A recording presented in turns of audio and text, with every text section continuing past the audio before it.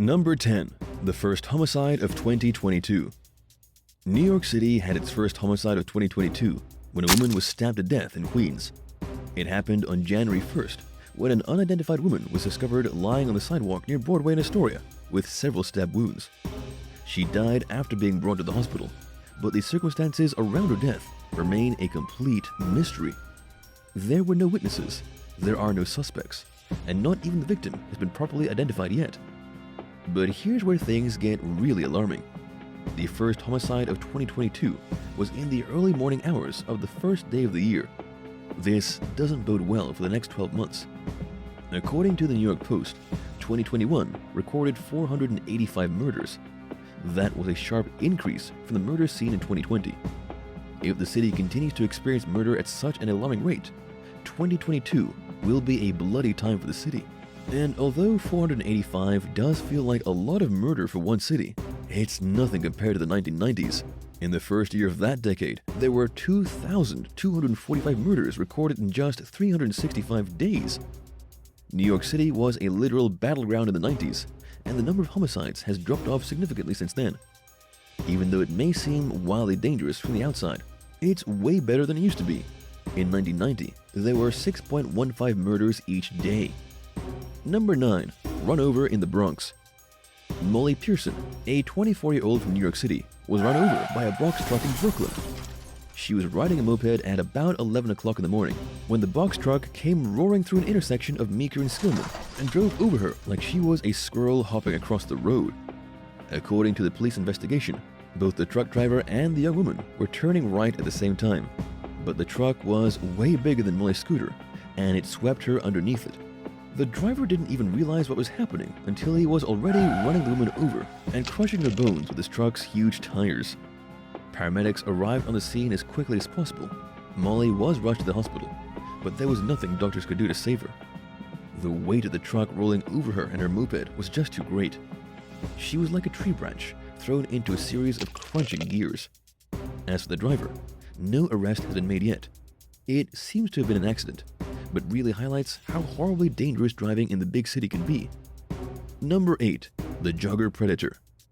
Chanel Lewis was only 22 years old when he killed New York jogger Karina Vetrano. As Karina was jogging along a park trail near her home in Howard Beach, Queens, Chanel snuck up behind her and took her life.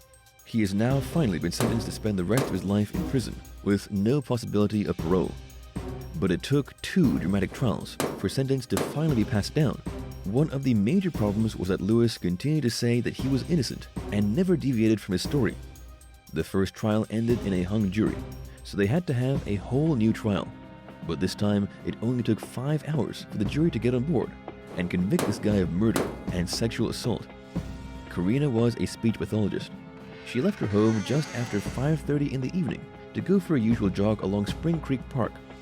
Surveillance footage caught her running down the road, but that was the last time she was ever seen alive. Minutes later, she was punched in the face, dragged through a thick tangle of weeds, violently assaulted, and then strangled to death. Chanel Lewis left her in the bushes for the bugs and animals to ravage. She was discovered face down in the dirt 4 hours later. Number 7. Pushed onto the tracks. A New York City homeless man has been charged with murdering a woman at a subway station. The victim, 40-year-old Michelle Alyssa Go, was waiting for the southbound R train at 9:40 a.m. when the attack happened.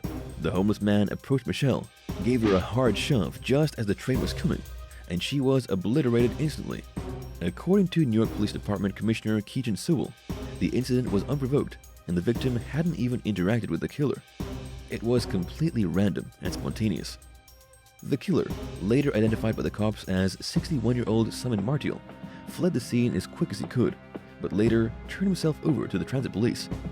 He's been charged with murder, but when we look at his rap sheet, it doesn't come as a huge surprise. Simon was homeless. He often loitered in New York City's dank subway stations, and the police knew of his vast criminal history. He had multiple prior arrests. He was on parole at the time of the killing, and the cops had already documented at least 3 emotionally disturbed encounters with the man. Clearly, he was not somebody who should have been free to roam the subway stations, where people can so easily be pushed in front of the trains. Number 6. One embarrassed daughter. Boston mom Beth Davis was so desperate to get her daughter a date that she put up a billboard in Times Square. The sign, which was absolutely massive, read, "Date my daughter." And of course, it was accompanied by a picture of her 30-year-old daughter, Molly. It even had a link to her dating profile. If you thought one or two of your friends seeing your dating profile by accident was embarrassing, imagine the entirety of New York City seeing a billboard put up by your mother. According to Beth, she put up the billboard because she's desperate for her daughter to find love before she dies. Sadly, Beth was diagnosed with metastatic breast cancer in 2020, and it has already spread into her bones. She may not be around much longer, and she wants to see her daughter settle down with a wonderful man before her time comes. As for Molly, she's taking it all in stride. The one thing that's for sure is that if Molly was having a hard time finding a date before, she shouldn't now. Literally everyone in New York City has a direct link to her dating profile. What would your reaction be if your mom plastered your face on a billboard in the middle of Times Square just so you could get a date? Let us know your thoughts in the comments, and don't forget to hit subscribe before the end of the video. Number 5. The worst NYPD officer. A man from New York City, a former NYPD officer, has been charged for the murder of his own mother. As if matricide wasn't bad enough, he attacked her with a machete to the point that he nearly cut her head clean off. According to the district attorney, her head was hanging on barely by a thread by the time he was done. This is the worst NYPD officer ever, at least when it comes to motherly abuse. His name was Osvaldo Diaz, 46 years old. The attack took place inside the apartment he was sharing with his mom, above a beauty salon in Queens. It was Osvaldo's sister who came across the murder scene. She was supposed to go out with their mother, but she wasn't answering her calls. Worried, she got the landlord to let her into the apartment. That was when she found her mom wrapped in a bloody sheet. Her brother had already fled. It looked like he quit halfway through trying to dispose of the body and made a break for it. The killer went on the run for a week before he was finally apprehended in New Jersey. But he never has given a motive for why he tried to decapitate his mom. He stuck to his innocence this whole time, claiming the police have the wrong guy. But according to the victim's family, he was known for outbursts of violence. Nobody is all that surprised that he finally killed someone. Number 4. Murder at Burger King. In New York City, nobody wants to work the night shift. 19-year-old Crystal Byron Neves was one of these people.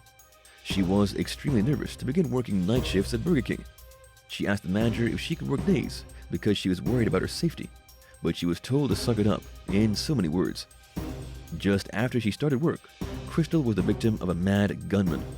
He walked into the fast food restaurant at about 1 o'clock in the morning on January 9th, pointed the gun, and demanded cash. This is according to the New York City Police Department.